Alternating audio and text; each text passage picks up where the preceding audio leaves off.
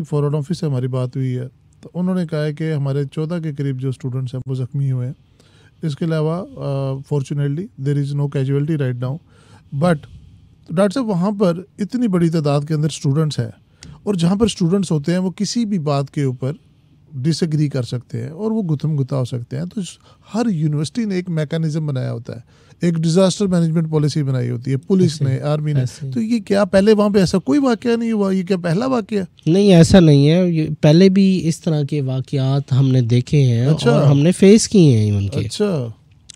2010 में वहाँ पे इनका एक दूसरा सिटी है ओश, ठीक है, जहाँ पे किर्गिज और उज़्बेक नेशन की आपस की एक वार हो गई, जंग की सूरत हाल हो गई। एक इलाका डिस्प्यूटेड था उज़्बेकिस्तान के बॉर्डर पे, और वहाँ पे सिचुएशन ऐसी बनी, कई हमारे बच्चे 2-3 दिन कई हॉस्टलों में, पार्लियामेंट के बेंचेस के नीचे पता नहीं कितने मुश्किल से वो छुपे रहे।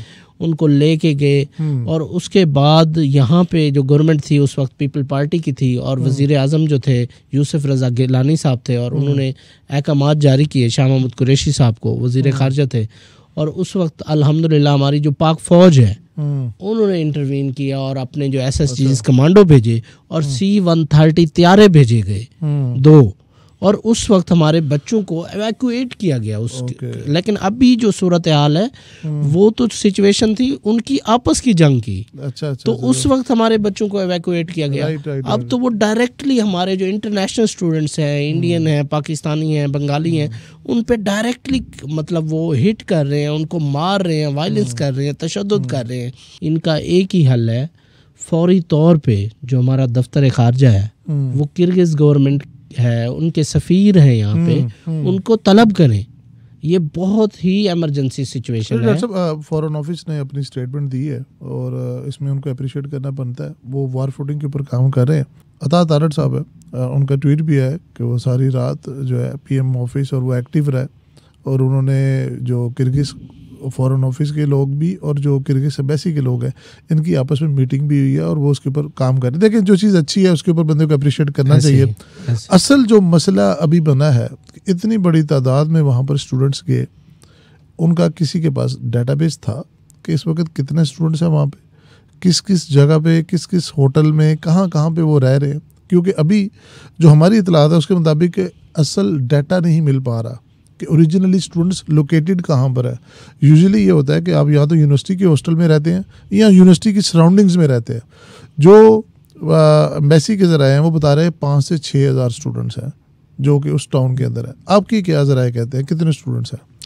5-6 हज़ार नहीं है, स्टूडेंट 10 हज़ार से ज़्यादा है। पाकिस्तानी? जी, पाकिस्तानी सिर्फ स्टूडेंट्स। अच्छा। और इंडियन इससे भी डबल है। इंडियन मीडिया के ऊपर खामोशी है, इंडियन मीडिया के ऊपर कोई भी इस तरह की खबर नहीं चाह रही है। तो इससे लगता है ये कि इंडियन मीडिया जो इंडियन स्टूडेंट्स हैं वो इसमें बचे हुए हैं, शायद उनके हॉस्टल प्रोटेक्टेड हों, शायद इस तरह की सिचुएशन है। लेकिन उनको ये नहीं, अभी हमारे पास ऐसी भी वीडियोस आई हैं जिनमें उन पे भी तशद्दुद हुआ है। इसके अलावा जो आप बता रहे हैं कि एम्बेसी की तरफ से या मोफा की तरफ से इक़दामात किए गए हैं, हम उनको अप्रिशिएट करते हैं, लेकिन हम आपके तवस्सुस से ये रिक्वेस्ट करते हैं अता तारड़ साहब से और PM साहब से, PM शहबाज शरीफ साहब से। वो खुद भी ट्वीट कर रहे हैं, वो रात से मामले को देख रहे हैं। ये उन मतलब हम अप्रिशिएट करते हैं, लेकिन यहाँ पे जो इशू का हल है ये नहीं है। इशू का हल उस तरह होना चाहिए जिस तरह एक बार 2010 में हुआ था। आप चाहते हैं कि इमीडिएटली इनको इवैक्यूएट किया जाए वहाँ से? बिल्कुल, क्योंकि ये जो नेशन है ना, इसको मैं पर्सनली तौर पे जानता हूँ, ये वैसी नहीं है। इवन कि आप ये देखें, अल्लाह ना करे पाकिस्तान में इस तरह की सिचुएशन बनी होती तो हमारी पुलिस ने अच्छा खासा रेजिस्ट किया होता, लॉ फोर्सेस एजेंसियों ने, ठीक है, रोका होता मॉब को, राइट। लेकिन वहाँ पे वो जो पुलिस है उन्होंने एक शेल तक नहीं मारा, एक फायर तक नहीं किया, एक टीयर गैस नहीं मारा। वो बेबस है और अपनी गाड़ियों में, रूटर वाली में घूम रही है, और जो मॉब है वो फैला हुआ है पूरे शहर में। अच्छा। और जो इस वक्त प्रेसिडेंट हैं गवर्नमेंट के, किर्गिस्तान के, उनकी तरफ से भी, जो उनके नुमाइंदगान की तरफ से स्टेट्समेंट दी जा रही हैं, वो भी यही दी जा रही हैं जी, आप जो मीडिया में ये चीज़ें दे रहे हैं ये ना दें। मतलब अगर आवाज़ ही नहीं उठाएंगे तो हमारी बात कौन सुनेगा? नहीं जी, हम आपकी आवाज़ भी उठा रहे हैं, लेकिन इसमें देखें ये तो वाक़या हो गया और इंशाल्लाह इसके अंदर से खैर की खबर ही आएगी। और हमारी जो लॉ इन्फोर्समेंट है वो भी पूरी तरह एक्टिव हुई है, फॉरेन ऑफिस भी, क्योंकि हम जिसको भी रब्ता कर रहे हैं और हम इसका फॉलोअप ले रहे हैं तो वो कह रहे हैं कि हम अपने ताई कोशिश कर रहे हैं। अच्छा डॉक्टर साहब, मैंने जिस तरह जिक्र किया कि मैं भी PhD के लिए बाहर था, तो मैं प्रेसिडेंट भी था स्टूडेंट्स का। वहाँ पर जो सबसे बड़ा मसला आता है ना स्टूडेंट्स को, वो जब यहाँ से बाहर जाते हैं ना तो उनको ये नहीं पता होता एयरपोर्ट से आगे क्या करना। तो मैं जब प्रेसिडेंट बना तो मैंने सबसे पहले ये कहा कि यार जो नए स्टूडेंट्स आते हैं तो उनके लिए एक ट्यूटोरियल या उनको कोई एयरपोर्ट लेने चला जाए, उनको बताया कि आपने कैसे आना है। अब मैंने ये सारी चीज़ें बीती हुई हैं हमारे पे, देखा हुआ है। ख़वातीन है वो बेचारी रो रही होती हैं, एक तो घर से दूर, और दूसरा हमारी जो ख़वातीन और जो हमारी फीमेल्स हैं उनकी इतनी मैच्योरिटी नहीं होती, इतनी ग्रूमिंग नहीं होती एज कम्पेयर टू इंडियंस और as compare to others. Emotionally attach होते हैं फैमिली के साथ, और वो बहुत ज़्यादा सेंटिमेंटल होता है। अभी भी जो हमारे कॉल्स आ रही हैं, जो मैसेज आ रहे हैं, वो ज़्यादातर ख़वातीन के हैं। ऐसे ही है, वो बेचारी रो रो के, उनके घर वाले बुरा हाल हुआ है। इस सिचुएशन से फौरी तौर पर निकलने का क्या तरीकाकार है? देखिए, मैं बार बार जो है उस तरफ आ रहा हूँ जिस तरह पहले 2010 में हुआ। इस वक्त जो है जो सिचुएशन है वो किसी के बयानात से रुकने वाली नहीं है। जो एम्बेसडर साहब वहाँ पे अपनी एक्टिविटीज़ कर रहे हैं या गवर्नमेंट से बात कर रहे हैं, क्योंकि जो लोकल हैं वो गवर्नमेंट की बात ही नहीं सुन रहे, तो मसाइल का हल कैसे होगा। उनको कई बार गवर्नमेंट की तरफ से अप्रोच किया गया है कि आए डायलॉग करें, हम इशू रिजॉल्व करते हैं। इवन के जो 3 मिस्री स्टूडेंट्स थे वो भी अरेस्ट हो चुके थे इस दंगे से पहले। जब उनको अरेस्ट किया जा चुका था उसके बाद दंगे की क्या ज़रूरत थी? तो अभी मुझे बताएं, वो अभी दोबारा जब एक्टिव हो रहे हैं, तो हम यहाँ पे अपने जो गवर्नमेंट ऑफिशियल्स हैं और पाकिस्तानी एम्बेसी सफारत खाना है बिश्केक में, उनसे ये रिक्वेस्ट करते हैं वो पाकिस्तानी जो वज़ीर ख़ारजा हैं उनसे बात करें और किर्गिज़ गवर्नमेंट से बात करके वहाँ पे उनकी जो प्रोटेक्शन है बच्चों की वो किर्गिज़ फ़ौज के हवाले की जाए। और मैं सजेस्ट करूँगा इस वक्त जो किर्गिस्तान की पार्लियामेंट है वहाँ पे फ़ौज को डिप्यूट किया जाए, और हमारे जितने भी स्टूडेंट्स इस वक्त बिश्केक में हैं उनको वहाँ ले जाया जाए और वहीं पे उनको फूड प्रोवाइड किया जाए और फुल प्रूफ सिक्योरिटी दी जाए। डॉक्टर साहब, ये तो इंशाल्लाह हमारी गवर्नमेंट करेगी भी, और हम आपकी आवाज़ को भी रेज़ करेंगे। इट्स हाई टाइम कि कोई इस तरह का PMDC या मिनिस्ट्री ऑफ हेल्थ के अंदर एक पोर्टल या एक मैकेनिज्म बनाया जाए। जो लोग भी इस मुल्क से बाहर जाए उनका प्रॉपर ट्रैक एंड ट्रेस एक सिस्टम बनाया जाए, जिसके अंदर पता हो कि कौन सा बच्चा कौन सी यूनिवर्सिटी में पढ़ रहा है, और ऐसे ही हर किसी को एडमिशन ना मिल जाया करे। डॉक्टर साहब, बहुत शुक्रिया, आपने हमें टाइम दिया। Any last words for the students in Kyrgyzstan?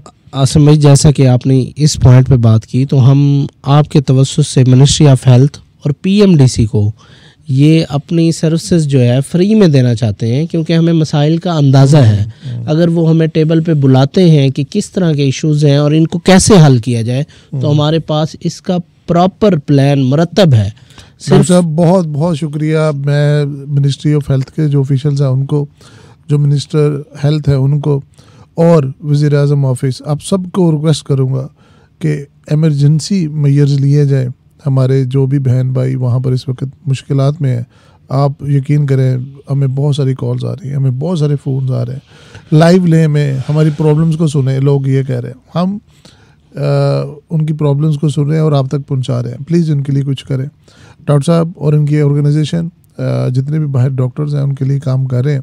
मेरी आपसे भी रिक्वेस्ट होगी कि आप एक कदम और आगे बढ़े, और MBBS होने के बाद नहीं, MBBS स्टार्ट करने से पहले एक मैकेनिज्म बनाए, ताकि सब लोगों को पता हो कि कौन किस सिस्टम के थ्रू इसके अंदर पास होके आया है, रादर देन कि हर बंदा जो है जाके पैसे दे और डिग्री ले आए। बिल्कुल, मैं आपसे मुत्तफिक हूँ इस पे। अगर इदारे जो है PMDC ये उसका काम है और हेल्थ मिनिस्ट्री का, वो चाहेंगे तो हम उनके साथ बैठ के ये मुकम्मल तौर पे इस पे हमारा जो है plan of work of plan complete है। हम इंशाल्लाह इस पे अपना पूरा जो है ताउन करने के लिए। बहुत शुक्रिया डॉक्टर साहब। नाज़रीन, वो सब स्टूडेंट्स जो किर्गिस्तान में और उनके वालिदैन जो यहाँ पर है, इस वतन की फ़ौज, हमारे प्राइम मिनिस्टर, हमारे प्रेसिडेंट, हमारा फॉरेन ऑफिस, सब पूरी मेहनत कर रहे हैं आपके लिए। और बीइंग अ जर्नलिस्ट हमारा फ़र्ज़ बनता है आपकी आवाज़ ऊपर पहुँचाना।